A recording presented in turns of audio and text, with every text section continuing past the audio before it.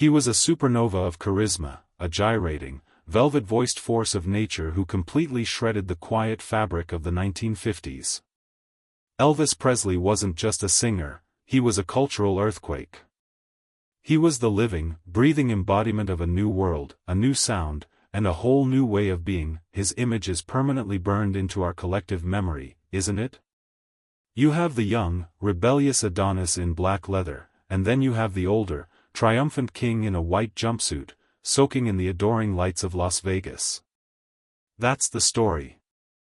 That's the legend, but behind every iconic photo, behind every gold record, there's a shadow.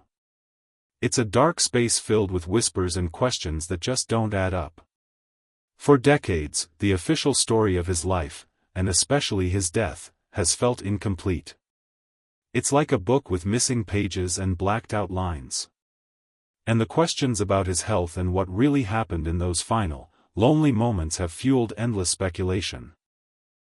Today, we're looking past the myth. We're examining the evidence that's been hiding in plain sight, the facts that have been conveniently ignored, and what the people who were actually there had to say. This isn't a story about a grand conspiracy or one single, shocking twist. The truth is something far more tragic and a lot more human. The Elvis Presley mystery is, in many ways, finally solved. And the solution, it isn't good. To understand where the official story goes wrong, we first have to remember the story we were all told. On August 16, 1977, the music died. Elvis Aaron Presley, at only 42 years old, was found unconscious at his Graceland mansion in Memphis, Tennessee. His girlfriend at the time, Ginger Alden, found him on the floor of his bathroom. An ambulance was called, there was a frantic rush to Baptist Memorial Hospital, but it was just too late. Doctors pronounced him dead at 3:30 p.m. Within hours, the world was in shock. News bulletins interrupted TV shows.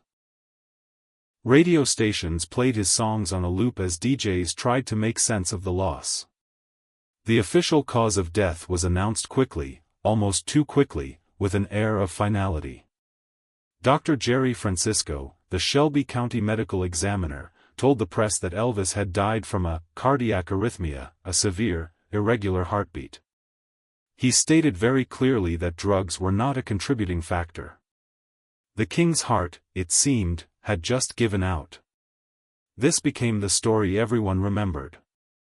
Elvis, the man who gave everything to his fans, the poor boy from Tupelo, Mississippi, who became the king of rock and roll, was gone. Taken by a sudden, tragic, but natural heart problem. His family, asking for privacy, requested that the full autopsy report be sealed for 50 years. At the time, it seemed understandable. But it was this act, the sealing of the truth, that planted the first seed of doubt. Why seal a report for half a century if the cause of death was so simple? It was the first crack in the official story, and over the years, that crack would shatter into a web of uncomfortable truths. The official story was neat and tidy, but the reality of Elvis's death was anything but. The decision by Dr. Francisco to announce the cause of death as cardiac arrest, and to explicitly rule out drugs before the toxicology results were even back, was bizarre. It felt more like a PR move than a medical diagnosis. The pathologists who were actually in the autopsy room were seeing a very different and far more disturbing picture. Dr. Eric Muirhead and Dr. Noel Floridou, who performed the actual examination, didn't agree with Dr. Francisco, who they said was just an observer. They later admitted they believed Francisco was covering up the real cause of death, likely at the request of the Presley family to protect the singer's reputation. The image of the king, who had so proudly accepted a Narcotics Bureau badge from President Nixon, couldn't be tarnished by a drug-related death. When the toxicology report finally came back weeks later, it was damning. Elvis's blood was filled with high levels of multiple opiates, Dilaudid, Percodan, and Demerol. It also showed Quaaludes, codeine, and a whole cocktail of other sedatives. This wasn't a simple overdose from one drug. It was polypharmacy, a deadly interaction of numerous powerful prescription drugs that had turned his body into a chemical war zone. The family's request to seal the official autopsy was granted, locking away the full details until 2027. This act, meant to preserve his legacy, really did the opposite. It created a vacuum that was instantly filled with rumors and conspiracy theories. But the most unsettling truth wasn't locked in a vault. It was written all over Elvis's medical history, a history of a catastrophic decline that was happening right in front of the world. The story the Presley family wanted to tell was about a sudden heart attack. The story his body told on the autopsy table was one of a slow, agonizing collapse that had been going on for years. The Elvis Presley of 1977 was a deeply sick man.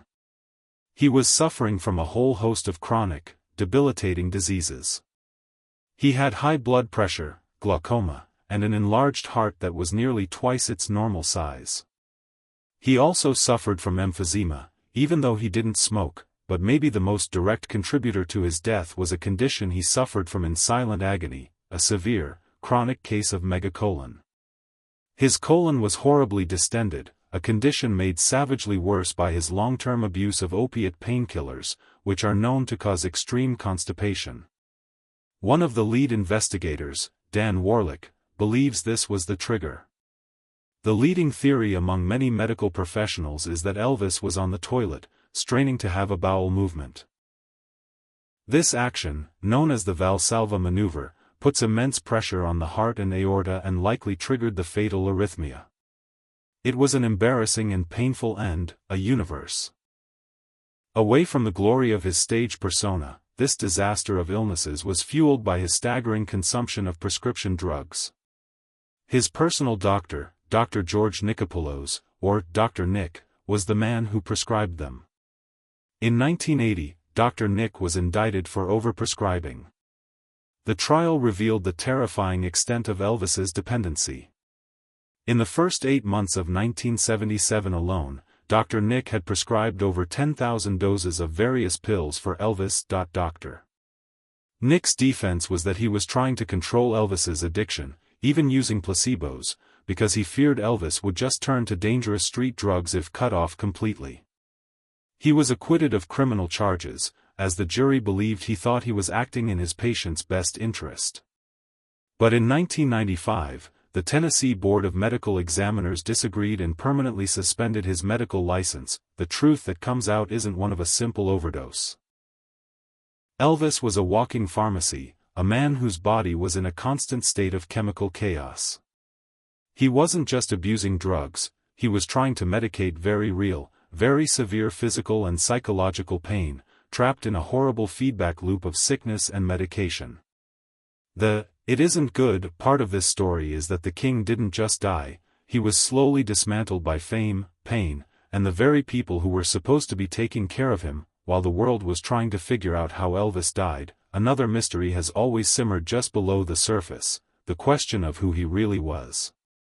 His identity as a Southern, working-class, white man was central to his image. He was the polite, God-fearing boy who loved his mother.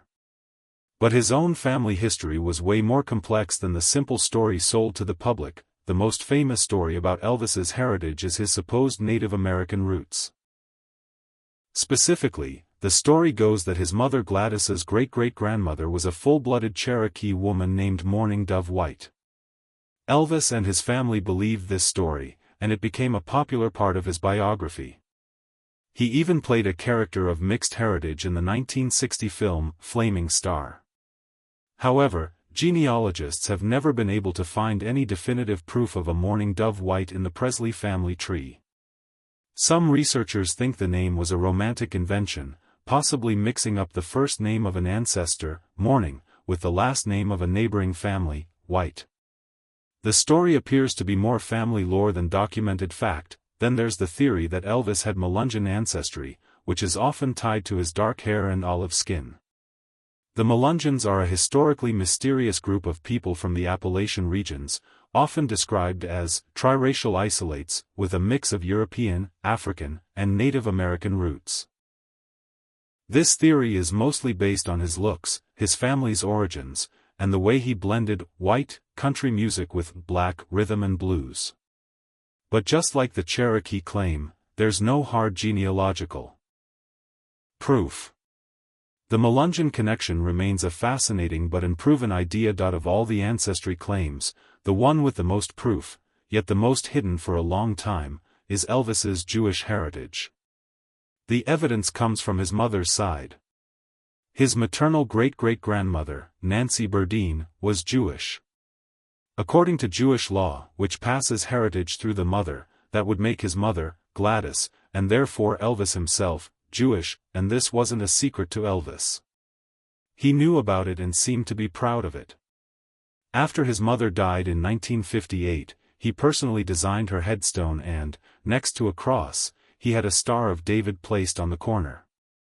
For years, that headstone was in storage, but it's now on display at Graceland, a quiet testament to this part of his identity. In his later years, he was often seen wearing both a cross and a Star of David, and sometimes a Hebrew chai necklace, a symbol for life. When asked about it, he'd sometimes joke, "I don't want to get left out of heaven on a technicality." He also gave a lot of money to Jewish charities. This hidden heritage doesn't change his Christian faith, but it adds a profound layer of complexity to the man who became a global icon. Of course, no look at the Elvis mystery is complete without talking about the biggest theory of all, that he faked his own death. For years, this was a global phenomenon. Tabloids ran blurry photos of supposed sightings. Fans swore they saw him everywhere from Michigan to Texas. The theory was fueled by a few things that seemed off. The main one was the secrecy around his death and the sealed autopsy. If it was just a heart attack, why hide the details? Then there was his tombstone. At Graceland, his middle name is spelled Aaron. But for most of his life, it was spelled Aaron, with one, to match his stillborn twin, Jesse Guerin. To believers, this misspelling was a deliberate clue, a sign that the person buried there wasn't him. The reality, as it usually is much less exciting. Elvis himself had wanted to use the more traditional spelling of Aaron, and his father Vernon chose that for the gravestone to honor his son's wish. As for the sightings, not a single one has ever been credibly proven. The idea that one of the most famous people on the planet could fake his death and live out his days in secret is, frankly, impossible.